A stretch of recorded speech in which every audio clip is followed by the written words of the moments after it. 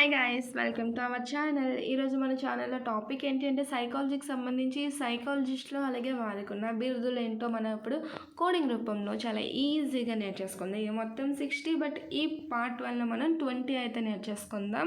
So video నచ్చితే like చేయండి, share చేయండి, సబ్స్క్రైబ్ చేయడం మాత్రం మర్చిపోకండి. ఈ పీడిఎఫ్ మీకు కనుక కావాలి అనుకుంటే డిస్క్రిప్షన్లోన మెన్షన్ చేస్తాను, అక్కడ నుంచి డౌన్లోడ్ అయితే చేసుకోండి. ఇక్కడ ఫస్ట్ వన్ చూసుకున్నట్టయితే మన విజ్ఞాన శాస్త్ర పితామహుడు అని అంటారు విల్హెల్మ్ వూంట్. ఇక్కడ హెల్మ్ కింద అండర్లైన్ చేశాను. హెల్మ్ అంటే హెల్మెట్ అని గుర్తుపెట్టుకోండి. సో మనోవిజ్ఞాన శాస్త్ర పితామహుడు ఏం చేశాడంటే హెల్మెట్ పెట్టుకున్నాడు అని గుర్తుపెట్టుకోండి. హెల్మెట్ మీన్స్ విల్హెల్మ్ వూంట్ గుర్తు రావాలి. మనోవిజ్ఞాన శాస్త్రవేత్తలు ఏం పెట్టుకున్నారు? హెల్మెట్ పెట్టుకున్నారు. నెక్స్ట్, బాలల మనోవిజ్ఞాన శాస్త్ర పితామహుడు అని ఎవరిని అంటారు? Stanley hall.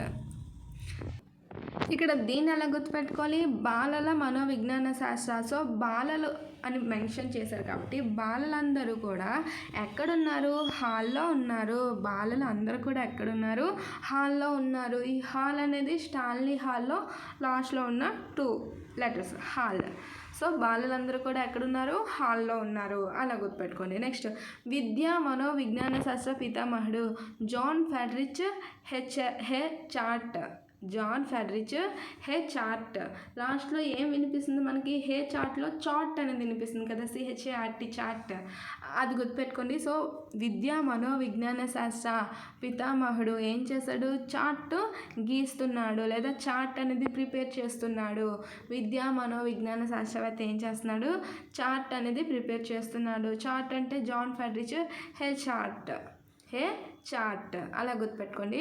పెద్ద పెద్ద కోడింగ్స్ అనేవి లేకుండా చిన్న చిన్న కోడింగ్, ఆ పేరులో ఉన్నదాన్ని అటాచ్ చేస్తూ కోడింగ్ అనేది ఈజీగా ఐడెంటిఫై చేయడానికి, కంఠస్థ చేస్తే మర్చిపోవచ్చు ఈజీగా. సో ఇలా కోడింగ్ రూపంలో నేర్చుకుంటే కొంచెంలో కొంచెమైనా గుర్తుంటుంది అని చిన్న ఉద్దేశంతో వీడియో చేయడం అయితే జరుగుతుంది. నెక్స్ట్ 4th వన్ చూసుకున్నట్టయితే ప్రయోగ మనోవిజ్ఞాన శాస్త్ర పితామహుడు అని ఎవరిని అంటారు? విల్హెల్మ్ వూంట్ని అంటారు. సో ఈ మనోవిజ్ఞాన శాస్త్రవేత్త ప్రయోగం కోసం బయలుదేరినప్పుడు హెల్మెట్ పెట్టుకున్నాడు. ఇక్కడ హెల్మ్ అనేది హెల్మెట్ కింద మనం గుర్తుపెట్టుకోండి. నెక్స్ట్ ఇంకోటి కూడా విల్హెల్మ్ వూంట్ కోసం వస్తుంది. సో అక్కడ కూడా సేమ్ హెల్మ్ అంటే హెల్మెట్ అని గుర్తుపెట్టేసుకోండి. సో మనోవిజ్ఞాన శాస్త్ర ప్రయోగం కోసం బయలుదేరినప్పుడు దేన్ని పెట్టుకున్నాడు? హెల్మెట్ పెట్టుకున్నాడు. హెల్మెట్ అంటే Wilhelm Wundt. Next one, American మనోవిజ్ఞాన శాస్త్ర పితామహుడు అని ఎవరిని అంటారు? William James.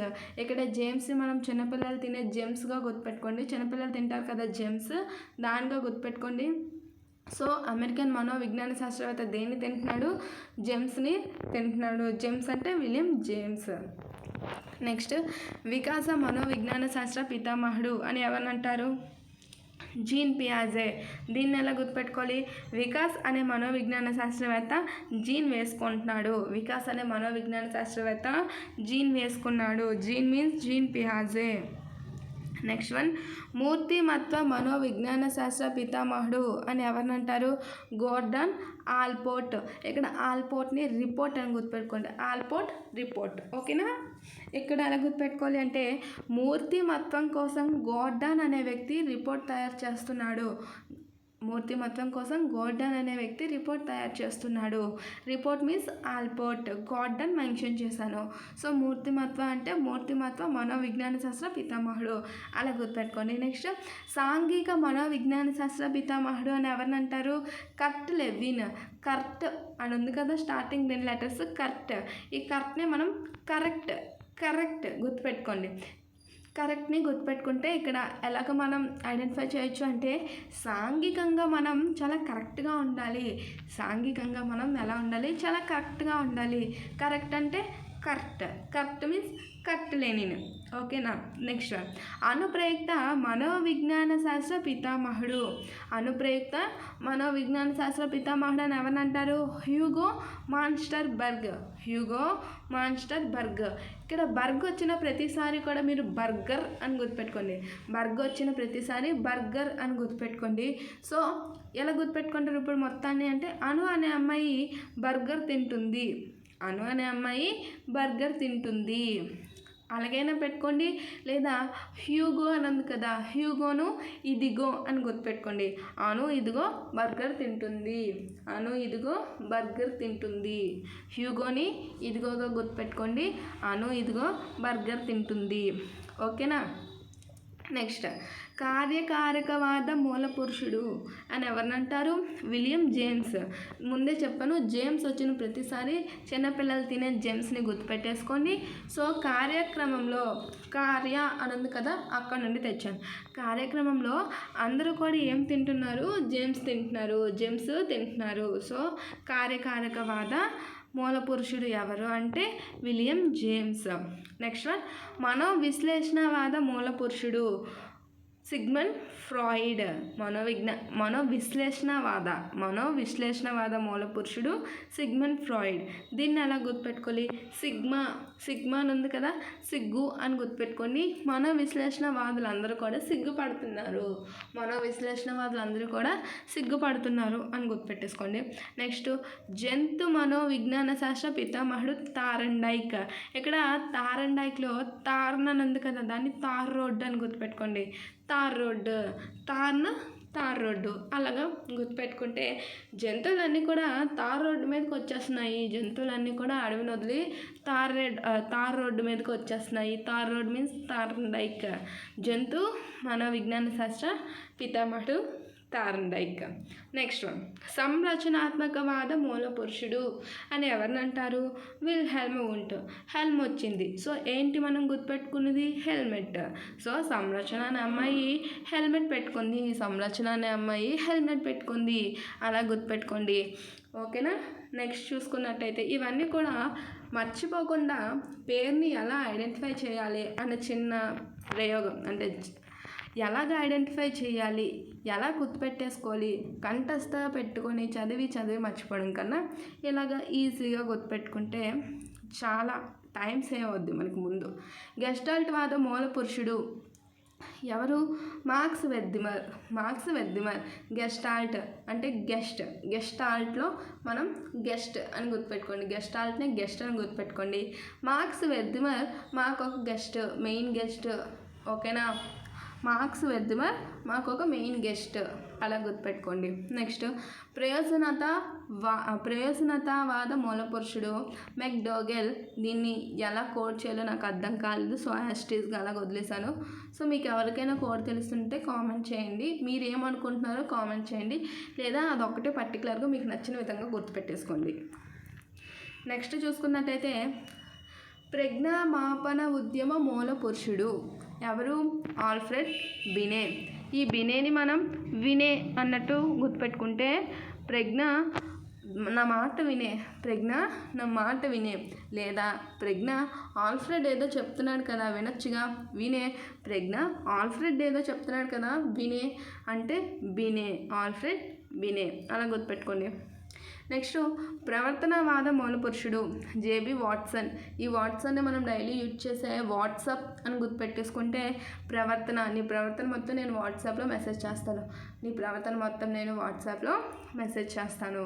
సో ప్రవర్తనవాద మూల పురుషుడు జేబీ వాట్సన్ని మనం వాట్సాప్ అని గుర్తుపెట్టేసుకోండి. నెక్స్ట్, సహజ సామర్థ్యాల అధ్యయన మూల పురుషుడు సిఎల్ హాల్. ఇది మొత్తం మనకి 60 ఉన్నాయి నా బుక్లో, అయితే మనం పార్ట్గా విడదీసి నేర్చేసుకుందాం. ఓకేనా. ఇది ఫస్ట్ పార్ట్, ఇంకా 2 పార్ట్స్, పార్ట్ 2 పార్ట్ 3 అనేది అప్లోడ్ చేస్తాను. ఇక్కడ చూసుకున్నట్టయితే సహజ సామర్థ్యాల అధ్యయన మూల పురుషుడు సిఎల్ హాల్. సహజ సామర్థ్యాల అధ్యయనం అనేది ఎక్కడ జరుగుతుంది అంటే హాల్లో జరుగుతుంది. సహజ సామర్థ్యాల అధ్యయనం ఎక్కడ జరుగుతుంది? హాల్లో జరుగుతుంది, అలా గుర్తుపెట్టేసుకొని. మానవ వికాస దశల విభజన ఎలిజబెత్ హర్లాక్ని మనం హార్లిక్స్ అని గుర్తుపెట్టుకోండి. మానవులంతా హార్లిక్స్ తాగుతున్నారు, లేదు ఎలాగ మాకు గుర్తుండదు, ఇంకెలాగైనా గుర్తుపెట్టుకోవాలి అంటే ఇంకొక కోడ్ ఎలిజబెత్ హర్లాక్. చివరిలో ఏం వినిపిస్తుంది? లాక్ వినిపిస్తుంది. లాక్ ఓకేనా. సో మానవులంతా ఇక్కడ లాక్ అయిపోయారు, అంటే బంధించబడ్డారు, అలాగైనా గుర్తుపెట్టేసుకోండి. నెక్స్ట్ నైతిక వికాస సిద్ధాంతం లారెన్స్ కోల్బర్గ్. ఇది ఎలా చేయాలో అర్థం కాలేదు, సో ఒక చిన్నది అనుకున్నాను, అది మీకు షేర్ చేస్తాను. నైతిక వికాస సిద్ధాంతం లారెన్స్ కోల్బర్గ్. బర్గ్ అంటే మనకి ఏం గుర్తు రావాలి? బర్గర్ గుర్తు రావాలి. ఇందాకలా బర్గ్ చెప్పాను, ఇప్పుడు బర్గ్ చెప్పాను, కన్ఫ్యూజ్ అయ్యే అవకాశం ఉంది. కాబట్టి నైతిక వికాస సిద్ధాంతం లారెన్స్ కోల్బర్గ్. అంటే కోల్ని కూల్ అని గుర్తుపెట్టుకోండి, బర్గ్ అంటే బర్గర్ని గుర్తుపెట్టుకోండి. నైతిక అనే అమ్మాయి కూల్గా ఉండే బర్గర్ని తిన్నది. నైతిక అనే అమ్మాయి కూల్గా ఉండే బర్గర్ని తిన్నది. కూల్ అంటే కోల్, బర్గర్ అంటే బర్గర్. నైతిక అనే అమ్మాయి కూల్గా ఉండే బర్గర్ తిన్నది, అలా గుర్తుపెట్టుకోండి. ఈ పీడిఎఫ్ అనేది కింద డిస్క్రిప్షన్లో ఎక్కడి నుంచి డౌన్లోడ్ చేయాలో చెప్తాను, సో అక్కడ నుంచి కావాలి అనుకునే వాళ్ళు డౌన్లోడ్ చేసుకోండి. ఇక్కడ విల్హెల్మ్ వూంట్ కోసం నేను 3 సార్లు చెప్పాను. First, 4th and 13th one. ఇక్కడ చూసుకున్నట్టయితే ఫస్ట్ది 4thది సేమ్ ఒకేలాగా ఉంటాయి, కాకపోతే ప్రయోగ అని ముందుకి యాడ్ అవుతుంది, గుర్తుపెట్టుకోండి. మనోవిజ్ఞాన శాస్త్రవేత్తలు హెల్మెట్ పెట్టుకున్నారు. ఇక్కడ మనోవిజ్ఞాన శాస్త్రవేత్త ప్రయోగం కోసం హెల్మెట్ పెట్టుకున్నారు. 13th వన్ సంరచన అమ్మాయి హెల్మెట్ పెట్టుకుంది. ఓకేనా. సో ఇది వీడియో నచ్చితే లైక్ చేయండి, షేర్ చేయండి, సబ్స్క్రైబ్ చేయడం మాత్రం మర్చిపోకండి. పీడిఎఫ్ కావాలి అనుకునే వాళ్ళు డిస్క్రిప్షన్లో మెన్షన్ చేస్తాను, అక్కడ నుంచి అయితే డౌన్లోడ్ చేసుకోండి. వీడియో ఎలా ఉంది అన్నది సబ్స్క్రైబ్ అంటే కామెంట్ చేయండి, సబ్స్క్రైబ్ కూడా చేయండి, మర్చిపోవద్దు, షేర్ కూడా చేయండి. అంటే కంఠస్థ పెట్టి మనం మళ్ళీ ఎగ్జామ్ టైంలో అదా అని కన్ఫ్యూజ్ అవడం కన్నా చిన్న కోడ్, మళ్ళీ కోడ్స్ అనేవి కూడా చాలా పెద్దగా ఉంటే మళ్ళీ అదో తలనొప్పి గుర్తుపెట్టుకోవడానికి. సో చిన్నగా గుర్తుపెట్టుకోవాలి, ఎక్స్ట్రా ఏం లేకుండా నేమ్లో ఉన్న కోడ్ని మనం ఈజీగా గుర్తుపెట్టుకోవాలనేసి ఈ చిన్న ప్రయోగం చేశాను. నచ్చితే ఎలా ఉందో కామెంట్ చేయండి. Thanks for watching. బాయ్.